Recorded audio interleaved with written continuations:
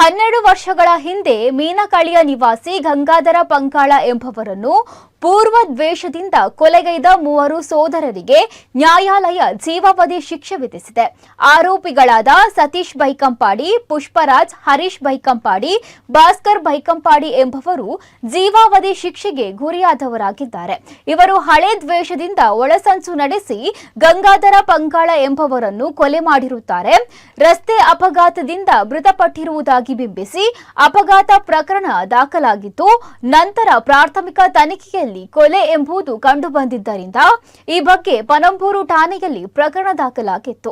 ಸತೀಶ್ ಬೈಕಂಪಾಡಿ ಎಂಬಾತನನ್ನು ಬೈಕಂಪಾಡಿ ಮೊಗವೀರ ಮಹಾಸಭಾದ ಸದಸ್ಯತ್ವದಿಂದ ಅಮಾನತುಪಡಿಸಲು ಗಂಗಾಧರ ಪಂಗಾಳರವರೇ ಮೂಲ ಕಾರಣ ಎಂದು ಭಾವಿಸಿ ದ್ವೇಷ ಸಾಧಿಸಿ ಆರೋಪಿಗಳು ಪೂರ್ವ ನಿಯೋಜಿತ ಒಳಸಂಚು ರೂಪಿಸಿ ಬೊಲೊರೋ ವಾಹನ ಮೂಲಕ ಸ್ಕೂಟರ್ಗೆ ಹಿಂದಿನಿಂದ ಡಿಕ್ಕಿ ಹೊಡೆದಿದ್ದರು.